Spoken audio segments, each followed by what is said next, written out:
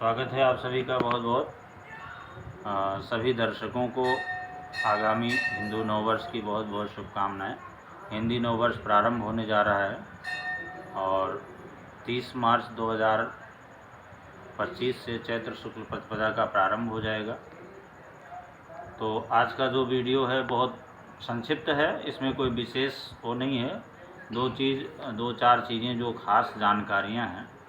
तो सर्वप्रथम, जैसे अधिकांश लोगों को नहीं ज्ञात होता है लेकिन बहुतायत लोगों को ज्ञात होता है कि मन में जिज्ञासा होती है कि इस बार का संवत्सर कैसा रहने वाला है और राजा कौन होगा, मंत्री कौन होगा और उसके फलस्वरूप देश की स्थिति वर्ष भर में क्या रहेगी, राजनीतिक माहौल क्या रहेगा, बहुत सारी चीज़ें हैं। और इसी संवत्सर के प्रारंभ होने के साथ ही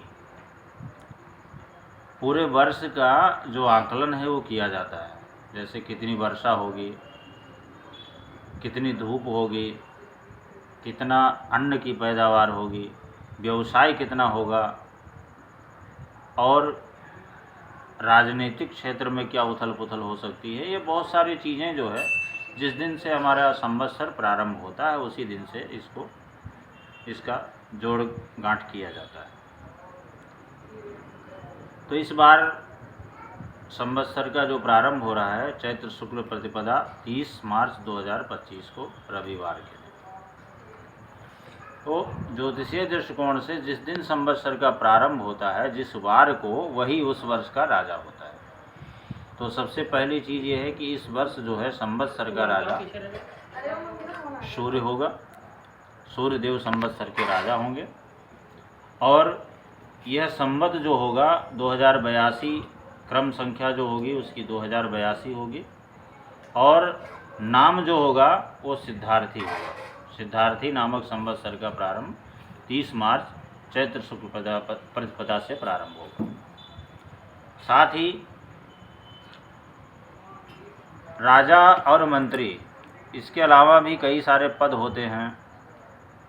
रसेश होता है, धान्येश होता है, सस्येश होता है, बहुत लंबा विषय है।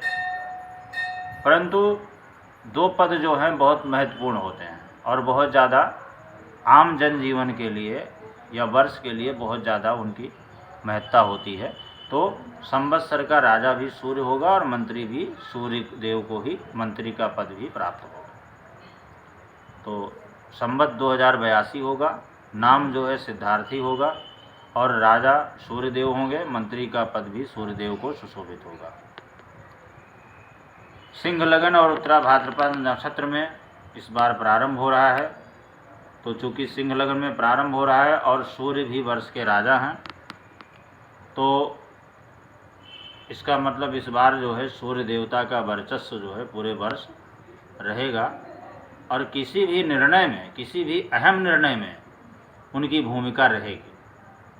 और चूँकि सूर्य का जो वर्चस्व रहेगा तो उसके फलस्वरूप जो है गर्मी, वर्ष में गर्मी का बहुत आसार होगा, गर्मी का प्रकोप रहेगा। प्रजा में जो है, जनता में रोष व्याप्त होगा, जगह जगह घटनाएं होंगी, भ्रष्टाचार के कार्य होंगे,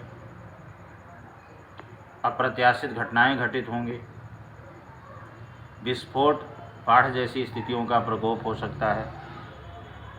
यद्यपि अन्न वगैरह की पैदावार अच्छी रहेगी, परंतु फिर भी यत्र तत्र जो है सूखे की स्थितियां भी बन सकती है, क्योंकि सूर्य देव का प्रभाव पूरे उस पर रहेगा और अग्नि तत्व है सूर्य ग्रह। तो इसलिए अग्निकांड, भूकंप, प्राकृतिक आपदाएं, ये सब सामान्य बातें होंगी और हिंसक घटनाएं भी होंगी। राजनैतिक क्षेत्र में भी उथल पुथल हो सकता है।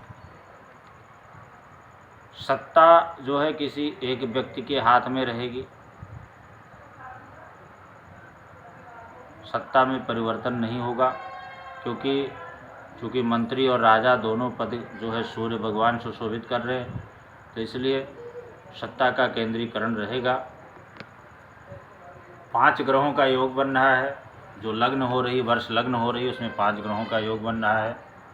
तो लोगों के आम जनजीवन पे, उनके स्वास्थ्य पे बहुत बड़ा प्रभाव पड़ेगा और कुछ अप्रत्याशित घटनाएं जो हैं जनमानस में घटेंगी। कुछ थोड़ा बहुत जो है असामयिक मृत्यु जनता में, इस चीज़ का भी प्रकोप बढ़ सकता है।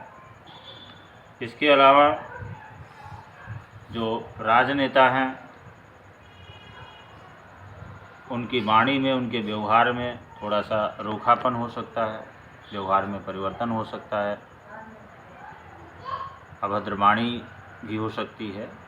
तो कुल मिलाकर के अगर देखा जाए तो इस साल जो है सूर्य देव का पूरे वर्ष प्रभाव रहेगा और सूर्य से संबंधित जो भी जातक हैं उनका भी वर्चस्व बना रहेगा।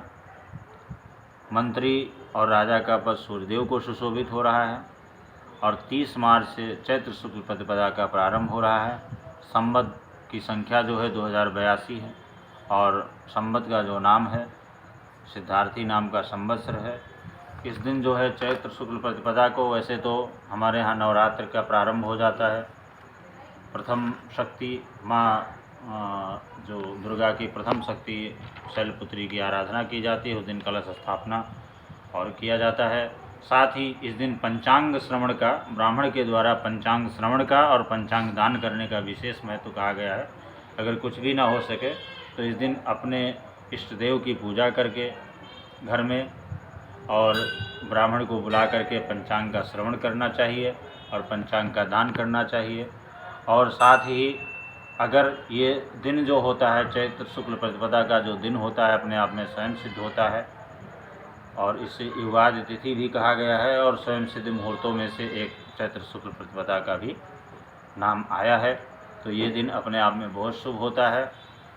कोई भी शुभ कार्य करना हो तो इस दिन बहुत सरल, बहुत सही रहता है, उस कार्य की सिद्धि प्राप्त होती है। तो इस दिन को जो भी हो सके यथासंभव पूजन दान आदि पंचांग का श्रवण करें। घर पे ध्वजा की स्थापना भी कर सकते हैं, ध्वजा की स्थापना भी की जाती है। तो थोड़ी बहुत अपने इष्ट देव की पूजा करके या माँ शक्ति की आराधना करके ध्वजा स्थापन करें, पंचांग श्रवण करें।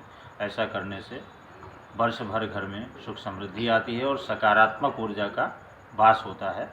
बहुत बहुत धन्यवाद।